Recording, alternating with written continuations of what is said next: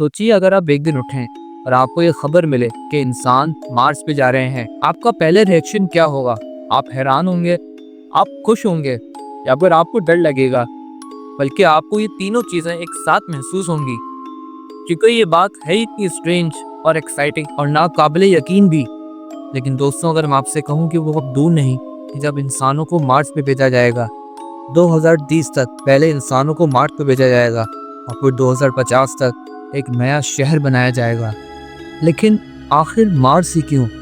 दोस्तों, मार्स सिर्फ एक लाल रंग का सैयारा नहीं, बल्कि ये एक अजीबो गरीब दुनिया है जो हमारी ज़मीन से अलग तो है, लेकिन वो हमारी ज़मीन से थोड़ी मिलती भी है। क्या आप जानते हैं कि वहाँ भी एक दिन होता है जो बिल्कुल ज़मीन जितना लंबा होता है, मगर उसका एक साल ज़मीन के 2 सालों के बराबर है। वहाँ अगर आप किसी स्कूल में पढ़ रहे होते तो 2 सालों तक आप वहाँ एक ही क्लास में होते। पर सवाल ये उठता है, हम वहाँ जा ही क्यों रहे हैं? क्या ज़मीन पर जगह कम हो रही है या फिर हमारा एलियन से मिलने का प्लान है?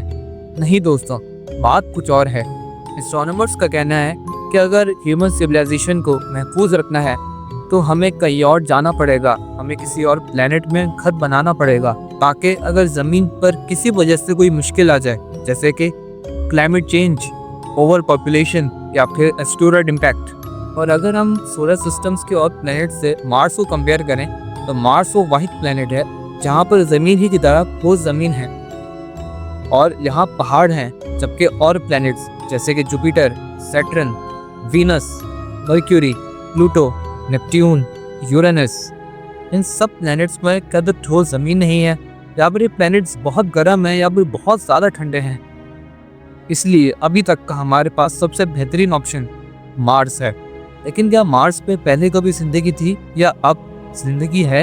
नासा ने यही राज पता लगाने के लिए पिछले कई सालों से मार्स पर रोवर्स भेजे हैं, जैसे कि अपॉर्चुनिटी रोवर, क्यूरियोसिटी रोवर और अभी हाल ही में 2020 में परसेवरेंस रोवर भी नासा ने भेजा था। और इन्हीं रोवर्स की वजह से हमें ये पता लगा कि मार्स के पोल्स पर बर्फ़ है। और आपको ये बात पता ही होगी कि जहाँ पानी होता है वहाँ पे ज़िंदगी के आसार बढ़ जाते हैं। लेकिन सवाल ये है कि क्या हमें वहाँ पे किसी पुरानी लाइफ के आसार मिले हैं? तो सब उसका जवाब तो अभी फिलहाल किसी भी साइंसदान के पास नहीं है। ये तो जब इंसान वहाँ पे जाएंगे और खुद से मार्स की ज़मीन को स्टडी करेंगे तो जब भी ये राज खुलेगा।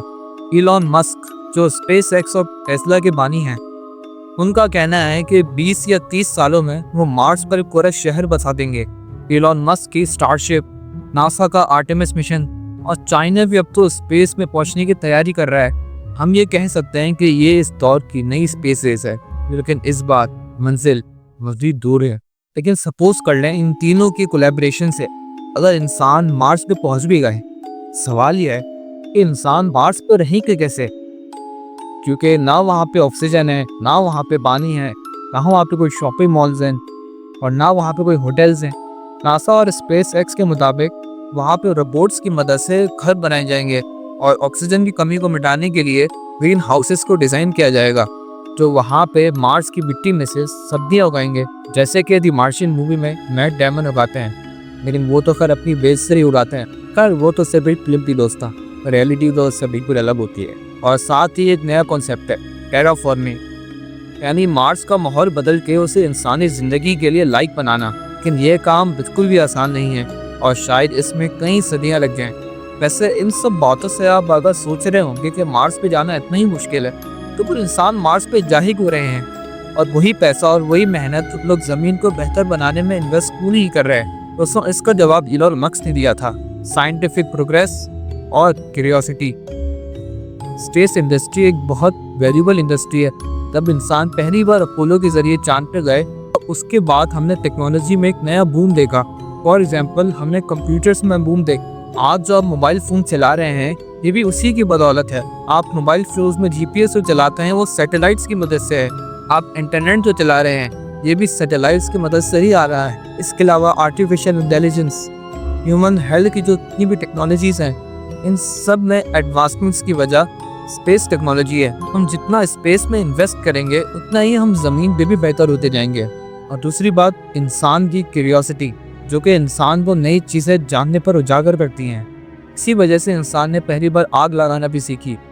और वो दिन है और आज का दिन है, अब हम स्पेस में जाने की बात कर रहे हैं। अब आते हैं उस सवाल पे तो आप सबके दिलो दिमाग में एक बार ज़रूर आया होगा कि क्या आप लोग भी या हम भी किसी दिन मार्स पे जा सकते हैं। अभी फ़िलहाल तो ये एक सपना सा लगता है, लेकिन किसी ने ये साबित किया है कि इंसान के इरादे एक न एक दिन ज़रूर पूरे होते हैं।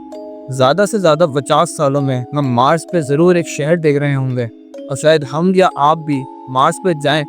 लेकिन यहाँ पे सवाल है, क्या आप मार्स पे वाकई जाना पसंद करेंगे?